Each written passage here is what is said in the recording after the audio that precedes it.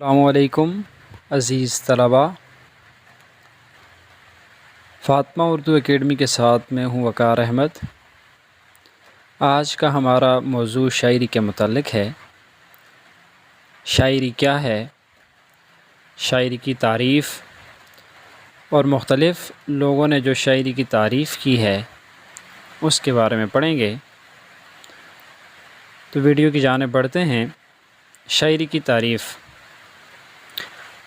ترنم اور وزن میں بولے گئے یا لکھے گئے الفاظ جو دلی جذبات و احساسات کی ترجمانی کریں ان کو شاعری کہا جاتا ہے۔ ایک دوسری تعریف دیکھیں: ترنم آمیز اور موسیقیت آمیز خیالات کو شاعری کہا جاتا ہے۔ ایک تیسری تعریف بھی ہے کہ دلی خیالات کا بہترین اظہار شاعری کہلاتا ہے۔ یعنی مختصراً ہم یہ کہہ سکتے ہیں کہ موزوں الفاظ میں حقائق کی تصویر کشی کو شاعری کہا جاتا ہے۔ مختلف شعراء نے جو شاعری کی تعریفیں کی ہیں ان کی جانب بڑھتے ہیں۔ سب سے پہلے آ جاتا ہے شیلے۔ شیلے نے جو شاعری کی تعریف کی ہے: شاعری تہذیب، آئین اور مختلف علوم و فنون کا سرچشمہ ہے۔ شاعری موزوں الفاظ میں جذبات قلبی کے اظہار کا نام ہے۔ ولیم ورڈزورتھ شاعری کی تعریف کرتے ہیں: شاعری تمام علوم کی روح ہے۔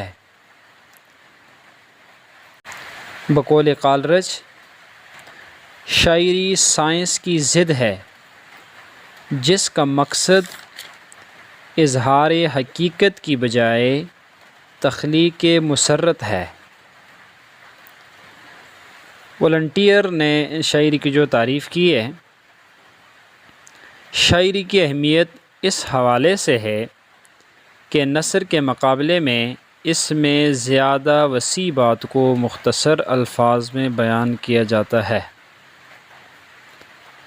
کیٹس کے مطابق شاعری وہ فن ہے جس کی بدولت شاعر دوسروں کے جذبات کو برانگیختہ کر سکتا ہے۔